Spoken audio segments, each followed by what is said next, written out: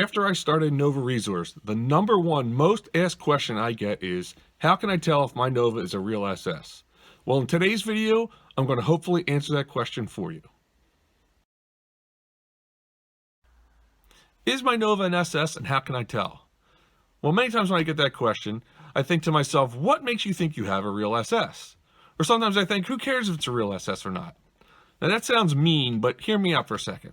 Many people think having a real SS is important. Some people think it's worth more just because it's a real SS. And some people are even trying to get more money for a car or a part they're selling by saying it's an SS or the part came from an SS. Now, while a real SS is more valuable, but usually only about 10% more than a standard Nova, the main thing is this: what are your plans for it? Now, if you plan on restoring the car 100% original for a showpiece, then having a real SS is obviously important. But if your plans are to modify the car for racing or to customize it, then who really cares if it's an SS or not to begin with? Because when you're done, what you have is a car that's nowhere near stock, and it's nothing more than just a customized Nova. Just because it started out as an SS doesn't make it any more valuable now because it's modified. Plus, I would rather you modify a regular standard Nova than one of the rarer real SSs.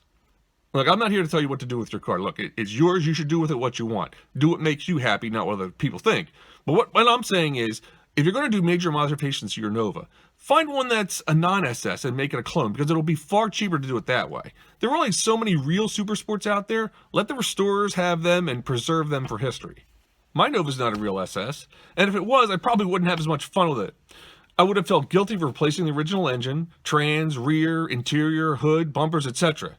Look, it was a plain Jane Nova with a 6-cylinder engine, and I feel no remorse modifying it. It's actually faster now, in my opinion, better looking than if it was a real SS. Not only was the Nova the second car to carry the SS emblem, it was also the last car to carry the SS emblem until Chevy reintroduced it on the Monte Carlo in the 80s. The Camaro lost the SS after 1972. The Chevelle lasted one more year and had an SS in 73. But the Nova had an SS all the way up until 1976. And if you look at the SS package in 76, you will see the same RPO Z26 package lasted all the way through 79. It's just that in 77, 8, and 9, it carried the Nova Rally name. Now, I'll talk about that in a different video. All right, let's get back to the original question. Some years it's easy to tell an SS, while other years it's not. Early on, the Super Sport was just an option added to the Nova. In the mid-60s, it became a separate model with a different code in the VIN and cal tag. Then it reverted back to an optional package in the late 60s and the early 70s. Okay, because it was an optional package, you can't always tell by the VIN or the cal tag. Now here's the rundown on the Super Sport Nova. In 1963, the SS was an optional package. So what you need to do is check what's called the trim tag, or sometimes called the cal tag. It's located on the firewall in the engine compartment. The very last line, you'll see the letters ACC. That stands for the accessory codes. Then there's usually a list of letters and numbers that come after that. What you're looking for is the letter Z. That is the most common code for Super Sport. However, if your car was built at the Oakland, California plant, they use the letter X. Don't ask me why, it's just that way. Chevy did weird things back in the 60s, and that's the way it worked out. Now, in 1964, the Super Sport was actually a body style. So what you're looking for is the numbers 47 in the 4th and 5th digits of your VIN. You can also find that on the cal tag as well. The body style will be 47. Everything that says 47 is an SS. In 1965 through 1967, it became a different model. So what you're looking for is model number 17 or 18 in the VIN. That'll be the 2nd and 3rd digits in your VIN. This will also appear on the cal tag. However, it's very likely that the cal tag was punched as 18, but your VIN says 17. Again, Chevy did weird stuff in the 60s with their cal tags.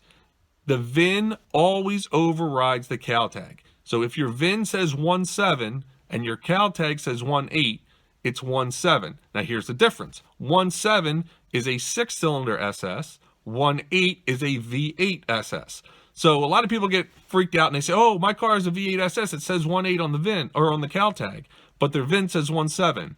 Sorry, it was a 6-cylinder. VIN always overrides the cal tag. Okay, that's the first two generations, and they're the easy generations to tell the difference. Third generation gets a little bit more complicated. I want to talk about 68 through 71 right now, and that's only part of the third generation. There's no way to verify an SS these years without original paperwork because the SS was an optional package. By original paperwork, I mean window sticker or the build sheet. If you have one of those two, look for the code Z26 for the SS package, or look for one of the SS only engine codes, which would be L48 for the small block, L34, L78, or L89 for the big block engine codes. If you have those codes, then you obviously have an original SS Nova. If you do not have paperwork, you could first guess to see if it is not an SS. By that I mean look for the front brakes. 68 had finned front drums on SS Novas. Standard Novas had smooth drums. If you have finned front drums, it's a good sign that you probably have an SS. If it has standard drums, you don't have an SS. For 69, 70, and 71, if you have drum brakes at all on the front, it's obviously not an SS. So let's say you looked and you have disc brakes on the front of your car. Then we need to look at the engine. If the engine is original, then you can use the engine application code to determine if you have an SS, because there were only specific engines that were SS only. How do you tell if your Nova has the original engine? Well, on the machined pad on the passenger side of the block, just in front of the passenger side cylinder head, you'll see two codes. One is the engine VIN and the other is the assembly code. Look at the engine VIN first. If the last 6 digits of that VIN match the last 6 digits of the VIN of the car, you know you have the original engine. If it's not, you're kind of out of luck. So let's say you have the original engine. Next thing to do is look for the application code. Now, if you have a big block engine and the VIN matches, it's obvious a big block or it's an SS because the big block was only available in the SS. But if you have a small block and the VIN matches, then you look at the engine application code. The L48 engine was only available in the SS, and that's the only small block you could get in an SS those years. The first digit of the application code is a letter. That tells you the plant that the block was assembled at. The next 4 digits are numbers. That's the assembly date. So if you have 1012, that's October 12th when the engine was assembled. Then depending on the year, you could have 2 or 3 letters, or numbers sometimes. That's the application code. If that application code is one of the ones for the L48 small block, then you know that's an SS only engine. And if the VIN matches the VIN of the car, that's an SS car. So that's the easiest way to do it. Now, 1972 is the only year of the third generation where it's easy, because 1972 was the last year that Chevy made a SS specific engine, and it was the first year that Chevy started coding the engine code in the VIN. So what you're looking for is the L48 engine code in your VIN. That's the 5th digit. If the 5th digit of your VIN is a K, the letter K, that's for the L48 engine, and it must be a real SS because K was only in SS Novas. Any other engine code means it's not an SS. So every single 1972 Super Sport has the letter K in the 5th digit of the VIN. Easy. Okay, so we took care of most of the third generation. We have 2 years left, 73 and 74 of the third generation. We also have the first 2 years of the 4th generation, 75 and 76.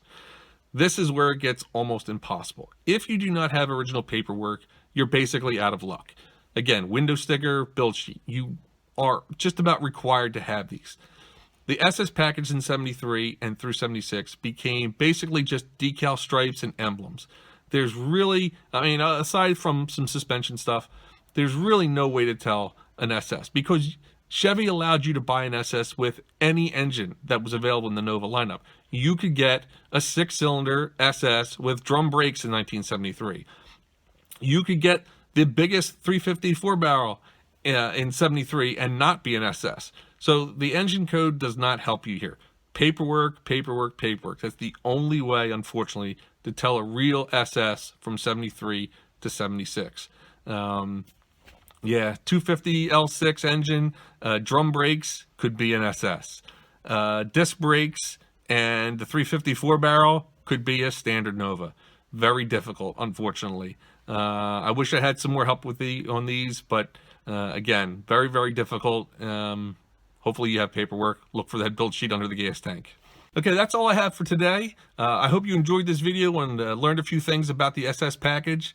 If you did, be sure to click the like button and click the subscribe button if you haven't done so already.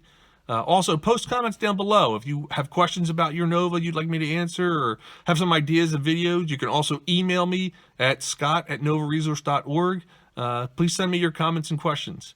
Also, if you have an Instagram account, you can follow me at NovaResource.